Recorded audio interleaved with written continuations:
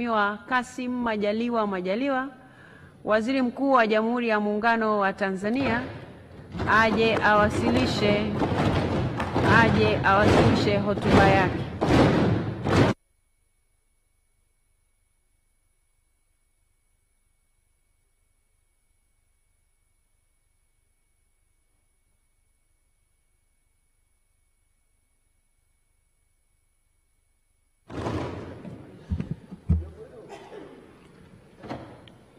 Mheshimiwa Spika,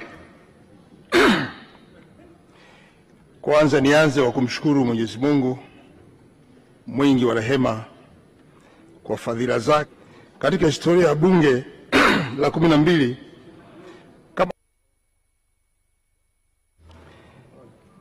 Mheshimiwa Spika, naomba nianze kwa kumshukuru Mwenyezi Mungu mwingi wa rehema kwa fadhila zake zilizotuwezesha kuiona siku hii muhimu katika historia ya Bunge la 12.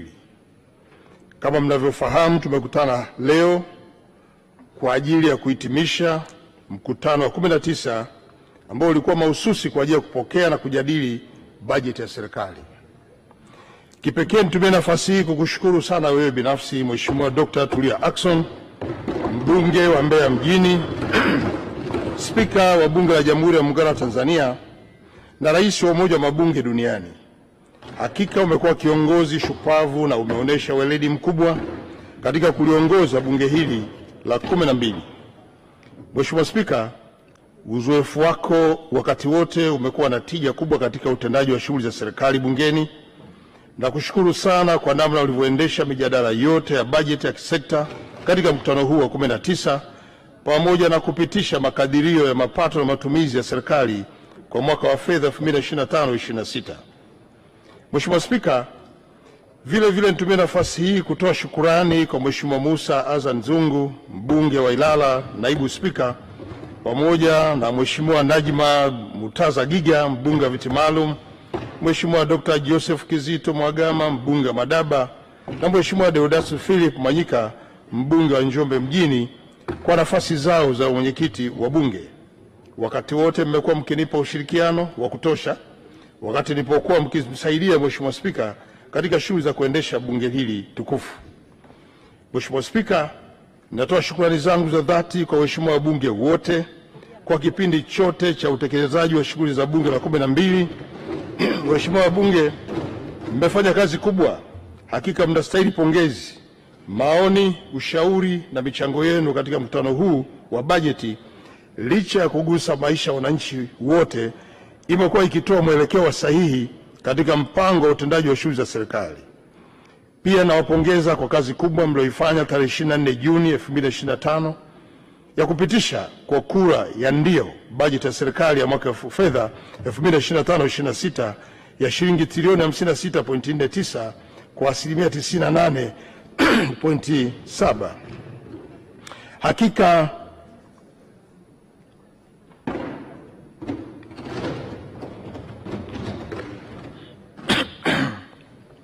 Hakika ninyi ni wazalendo, mmevunja rekodi, mmeipenda nchi yenu na mnathamini kazi kubwa iliyofanywa na Mheshimiwa Rais Dr. Samia Suluhu Hassan.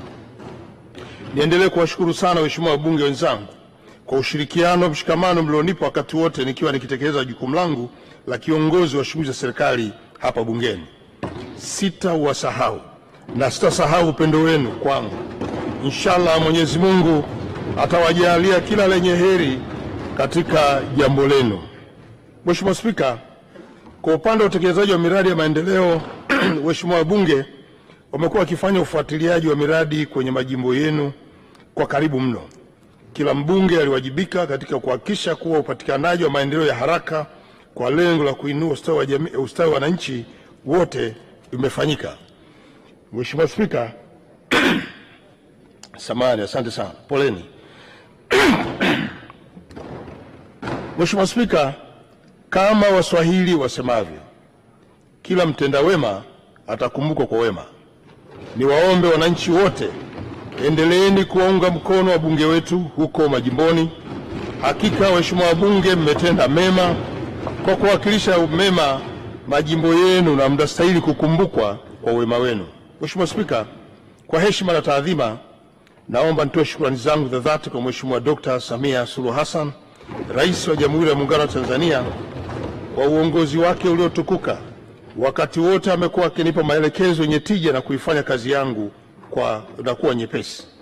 Mheshimiwa Spika, sina shaka nyote mtakubaliana nami kuwa hulka yake na ustahimilivu wake umekuwa faraja kwetu sisi wasaidizi wake, watumishi wote wa umma na Watanzania wote kwa ujumla.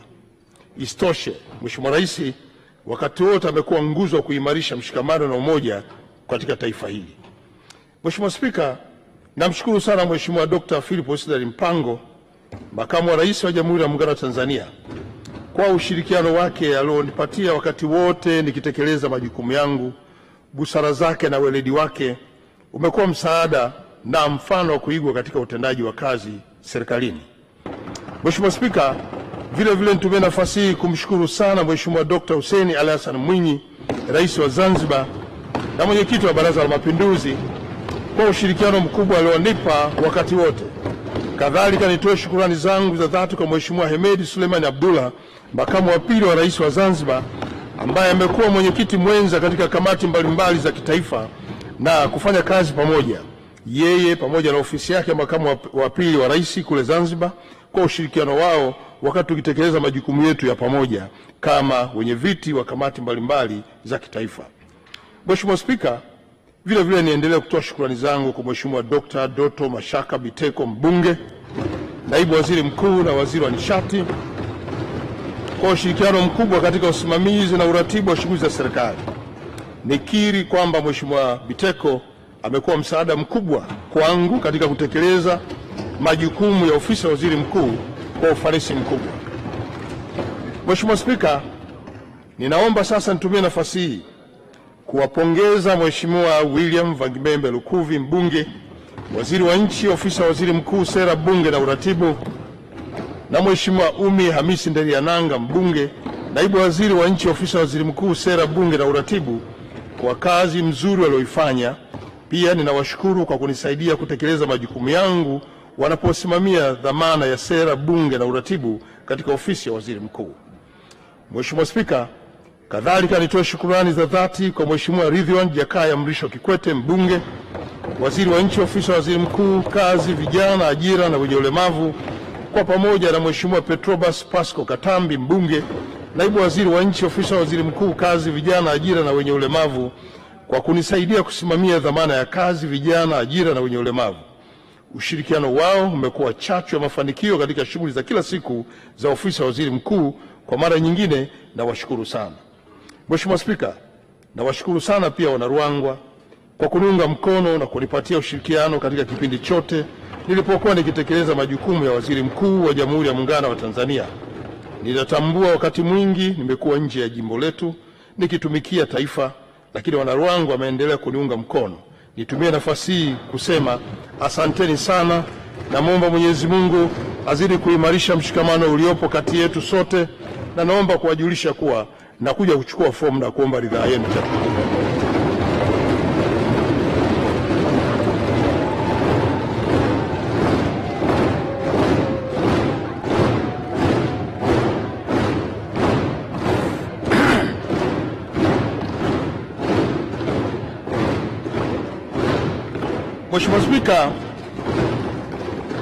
Mheshimiwa Spika, kipekee ninaishukuru familia yangu kiongozwa na mke wangu mpendwa Mary Majaliwa na watoto wangu kwa upendo na uvumilivu walioonyesha kwangu wakati wote.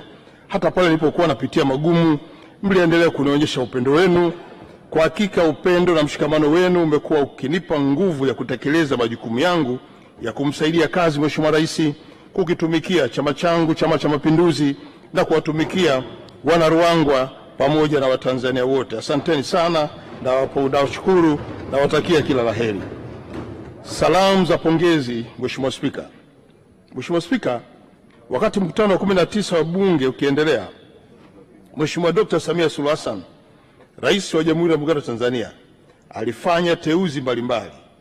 Teuzi hizo zilifanywa kwa lengo la kuendelea kuimarisha utoaji wa huduma kwa wananchi na shughuli mbalimbali za serikali na mihimili mingine. Mheshimiwa Spika, mnamo tarehe 13 mwezi huu wa Juni 2025 alimteua Mheshimiwa George Mchechu Masaju aliyekuwa jaji wa Mahakama ya Rufani Tanzania kuwa jaji mkuu wa Tanzania. Mheshimiwa Masaju amechukua nafasi ya Mheshimiwa Profesa Ibrahim Hamisi Juma ambaye amestaafu, na kwa hakika amefanya kazi kubwa aliyoacha alama katika muhimili wa mahakama. Ninamtakia kila laheri Profesa Ibrahim Juma katika maisha yake ya ustaafu. Mheshimiwa Spika, ninatoa pongezi nyingi kwa Mheshimiwa Jaji Masaju pamoja na viongozi wote wateule katika nafasi mbalimbali. Aidha, nitumie nafasi hii kuwatakia wateule wote kila laheri katika utekelezaji wa majukumu yao ambayo ni mapya, na kuwakumbusha wajibu wao wa kutanguliza mbele maslahi ya taifa letu na wananchi wote kwa ujumla. Mheshimiwa Spika, itakumbukwa katika mkutano wa Shirika la Afya Duniani Mei 18, 2025 Geneva, Uswisi, pamoja na masuala mengine, ulifanyika uchaguzi wa kumpata mkurugenzi mkuu wa Shirika la Afya Duniani kanda ya Afrika. Kwa mara nyingine, Tanzania iliendelea kung'ara kimataifa baada ya Profesa Mohamed Yakub Janabi, mshauri wa rais wa masuala ya tiba na mkurugenzi wa hospitali ya teule ya Muhimbili, kuchaguliwa kuwa mkurugenzi wa Shirika la Afya Duniani kanda ya Afrika baada ya kuwashinda wagombea kutoka nchi za Ivory Coast, Guinea, Niger na Togo. Mheshimiwa Spika, ninaungana na Mheshimiwa Dr. Samia Suluhu Hassan, rais wetu, pamoja na Watanzania wote kumpongeza sana Profesa Mohamed Janabi kwa ushindi huo. Nafasi hii imeipa Tanzania heshima kubwa, kwani imedhihirisha uwezo wa kuandaa viongozi wenye weledi ambao wanaweza kumudu ushindani kwa ngazi ya kimataifa.